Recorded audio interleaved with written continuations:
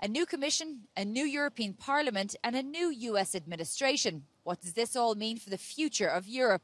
I chat to Jakob Kiertgarden on the Europe Conversation. So, Jakob, we're coming into a new Commission, a new European Parliament, and I want to start off with the Middle East because obviously this week we had the anniversary of the 7th of October Hamas attack. With that, we've seen horrendous conditions in Gaza as a result of the Israeli response and also a widened regional spread of war. What implications does this have for Europe? Well, I think the short answer is that in economic terms, unfortunately, the implications for Europe really resides on the risk of escalation, aka that Israel may or may not choose to strike the Iranian oil sector. Iran may then retaliate and oil may rise significantly in price. That's really the economic risk. Politically, for the EU, I think we have seen over the last many months, in fact, that obviously this is a conflict that retains this ability to mobilize significant segments of European populations. It varies from country to country. But what you lack, basically, for the EU is, of course, unity. One of the sort of charges levelled against the EU in relation to this is double standards, that there isn't the same support or empathy for the Palestinians as there is for Ukrainians. And that has impacted the EU's, I suppose, reputation within the global south, something that Brussels has been trying to garner support for when it comes to the war in Ukraine. How do you see this playing out? No, I think it is true. I mean, I think it's important for Europeans to recognize that while we clearly view the conflict in Ukraine as the first existential armed conflict really threatening the military security of Europe, arguably since World War II in some ways, or certainly since the end of the Cold War. And therefore, we view that rightfully, in my opinion, as an existential crisis. But in the eyes of the global South, who do not, fear imminent invasion by Russia, well, it's just, quote unquote, another regional conflict. So that we in Europe, but also in the broader G7, are sort of trying to actively solicit their support for Ukraine for what in their eyes is a regional conflict, while we, again, in their eyes, are ignoring not just the Israel-Palestine conflict, but many other regional conflicts, armed conflicts across the global South. Yes, in their eyes, that's clearly hypocrisy. And I think, again, if you look from where they come, they have a point. So we see it as an existential crisis, yet at the same time, we hear from the Ukrainians, from President Zelensky, we don't have enough weapons. Our soldiers are on the front line and they're suffering for the want of weapons. Well, I think there's no doubt that Ukraine continues to fight a very determined and very much larger neighbor in Russia. So they are inherently the underdog, if you can put it that way. They have received very significant amounts of financial and military support from the West. But the war is entering now, is well into its third year, and there are concerns, not just with the upcoming US presidential election, but also domestic politics in many European countries. Is this sustainable? I think the good news, in my opinion, is that I believe in Europe, with the clear exception of Hungary, possibly Slovakia, but let's put it this way, all the countries in Europe with real money and military capabilities are strongly behind Ukraine.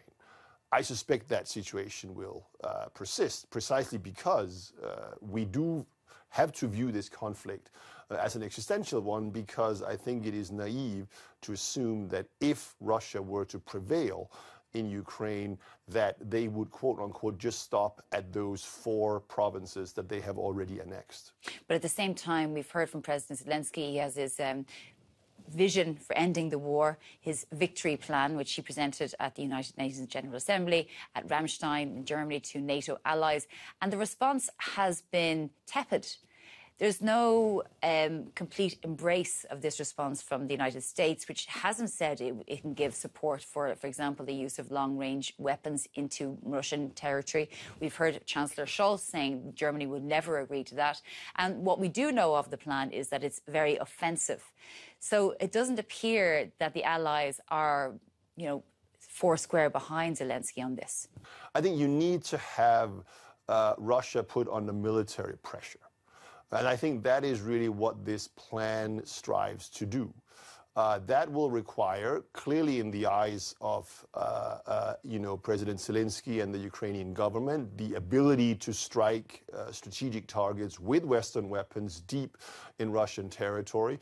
Clearly, as you mentioned, the US government, the German government do not see it that way, but there are other European governments, including those who have delivered F-16s and other missiles, long-range missile to them, that actually are in favor of it. So we will see where we end up, and I think it should also be mentioned, and I think this is, again, one of these areas which at least gives me a relatively high degree of optimism, actually, about Ukraine's ability to ultimately prevail, which is the growth of Ukraine's domestic military industrial complex and capabilities, where we have seen in recent weeks and months the rising use of accurate long-range drone strikes by Ukraine on Russian ammunition depots, energy storage facilities, etc. At the 75th anniversary of NATO in Washington, D.C., Ukraine was told there was an indestructible bridge towards membership, not quite membership, but no timeline. Do you think Ukraine will become a member of NATO, or do you foresee that it may have to give up NATO membership, at least in the short to medium term, in order to negotiate Russia leaving its territory? I think they will become a member of NATO, but I think it is arguably more important for Ukraine that they become a member of the EU, because I think that ultimately Ukraine will prevail in this war, meaning that they are able to deter Russian aggression, even without being a member of NATO, provided that they have access to ongoing Western financial and military support, which in principle I think they could have without being a member of NATO. What matters for Ukraine, however, in the long run, is money financing to rebuild the economy and full integration with the EU so that they can completely turn their back, which is clearly what they want, to any links in the energy sector and otherwise with Russia. That requires, in my opinion, full EU membership in the relatively near to medium term, meaning like 2030? Yeah, early 2030s. And this, ironically, also, in my opinion, would prove a much bigger long-term threat to Vladimir Putin and indeed the entire Russian regime.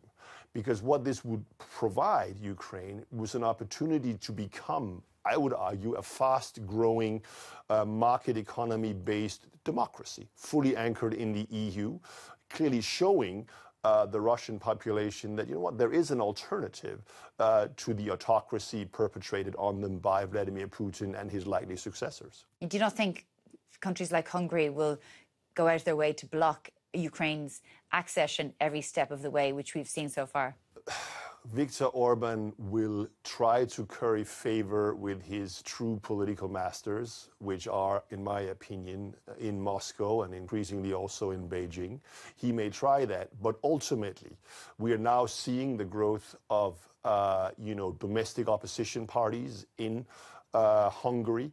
If we manage, by the rest of the EU, to continue the financial squeeze on Hungary through the budget, I think, at the end of the day, and again, we're talking maybe 10 years, for the final decision for Ukrainian membership to be taken, it is not clear that the Hungarian regime, if I may use that word, does have that level of longevity, given the domestic developments and ongoing, I hope, economic pressure that he will face within the EU. And you say political paymasters, do you mean because of the investment Beijing and Moscow have in Hungary? No, I don't. I mean, I think it is clear that Hungary, having clearly written off, I would argue, many of the currently frozen and future transfers from the EU. What have they done instead? Clearly, they continue to elicit Russian energy imports, including building a new nuclear power plant.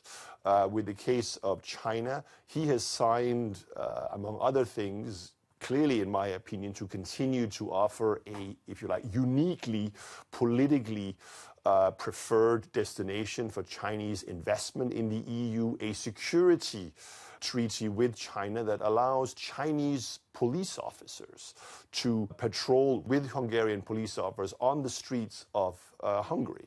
That is something that no other EU member can offer and may, in fact, choose to maybe the deciding political factor when the Chinese quote-unquote private companies or state-owned companies choose where to locate their investments. Just final question before I let you go, because we have about 3 weeks to go to the US election. What are your predictions? And, you know, regardless of who wins, do you think that Europe is on its way to de-risk from its relationship with the United States, or is that just impossible, at least for the short term? Yeah, I think it is in the short term, in a military sense, it is clearly impossible. I mean, NATO without a fully committed United States is just not NATO. At the same time, I think the fact, irrespective of who wins, the fact that a candidate like Donald Trump might be re-elected, I mean, he could actually win and be re-elected, in my opinion, clearly cast doubt about the long-term viability of, or the value, if you like, of NATO's Article 5. So irrespective of who wins, Europe doesn't have any choice other than to do what some of the things that was in the Draghi report as well, to achieve a much higher degree of self-sufficiency in military, national security issues. The EU can only achieve that if we manage to fully integrate Ukraine into the European economies, because we're already seeing the growth of domestic Ukrainian weapons production. They have an existing, military-industrial complex. They will become, I think, the arsenal of the EU. Okay, Jakob Kirkgaard, Senior Fellow at Bruegel, thank you very much for joining us on the Europe Conversation. My pleasure.